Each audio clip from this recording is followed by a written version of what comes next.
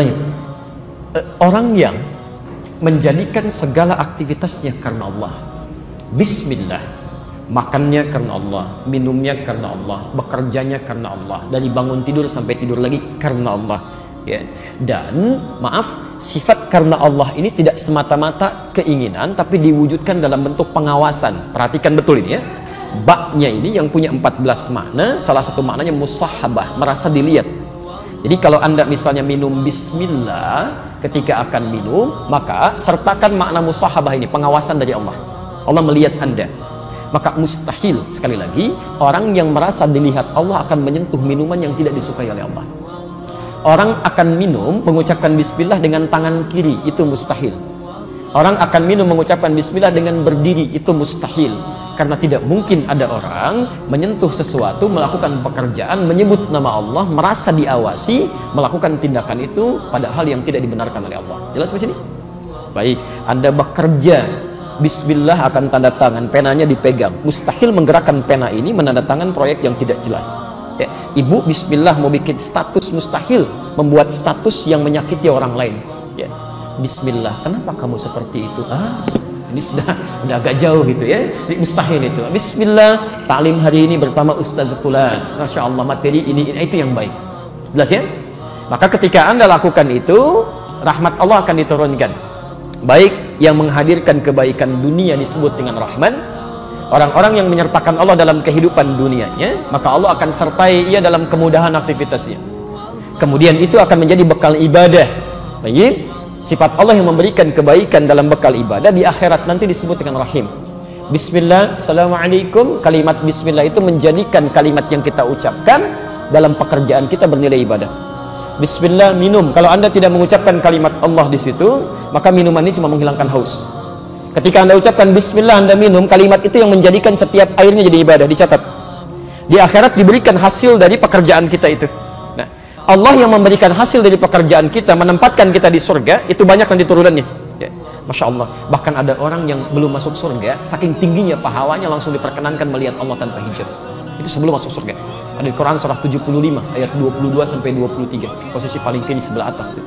Wujuhu yawma idzin nadhirah. Ada orang-orang yang belum masuk surga, wajahnya sudah berbinar di gembira.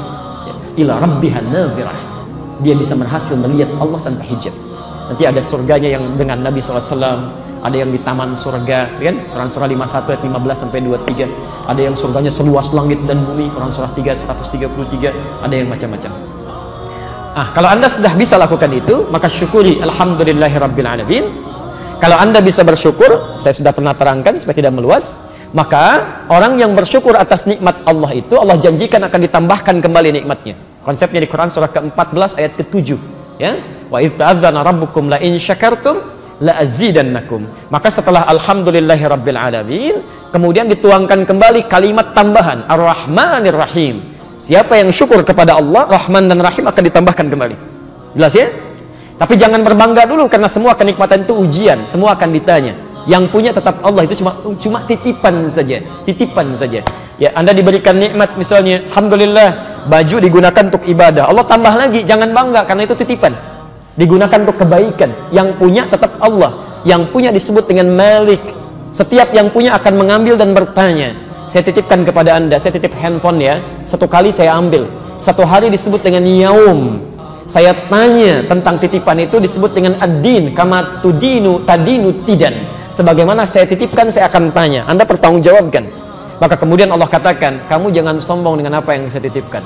Harta benda kamu, kedudukan kamu, itu cuma bekal untuk ibadah, meningkatkan bekal kamu. Maka tetap Malik saya yang punya. Yaumuddin, kamu akan pertanggungjawabkan untuk saya berikan hasil dari perawatan titipan itu. Bagaimana cara kami merawatnya ya Allah? Dengan ibadah. Iyyaka na'budu.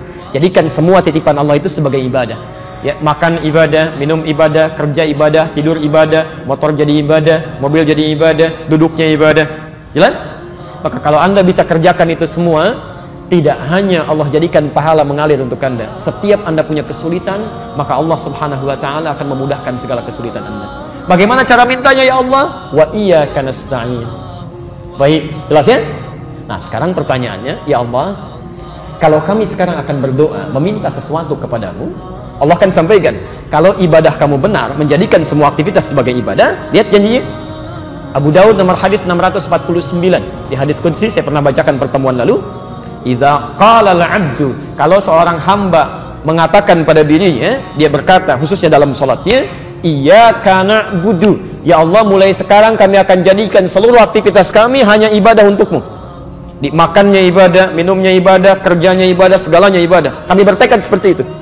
Wa iyyaka nasta'in, dan jika kemudian dia berkata akan memohon sesuatu, kami kalau butuh apapun kami akan bermohon kepadamu ya Allah, hanya untukmu saja.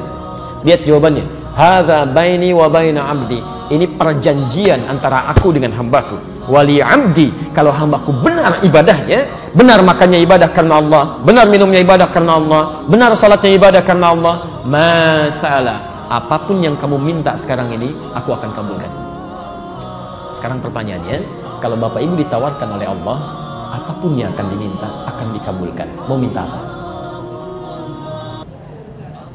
Ayo Bapak, ada yang surga, ada yang macam-macam, ada yang mikir dulu, ada yang saking banyaknya nggak bisa disebutkan ya.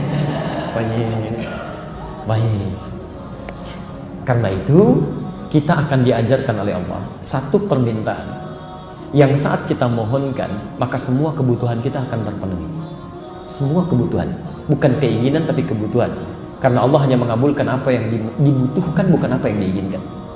Maka kalimat itu kita ucapkan setiap hari minimal 17 kali. Setelah mengucapkan iyyaka na'budu wa iyyaka nasta'in, apa yang kita ucapkan?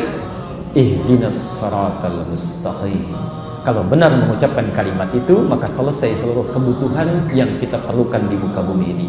Persoalannya, ada orang membacakan ihdinas siratal mustaqim, tapi tetap kebutuhan belum terpenuhi, masalah belum tuntas. Apa yang keliru dalam ucapannya? Mungkin tidak paham dengan apa yang dia ucapkan.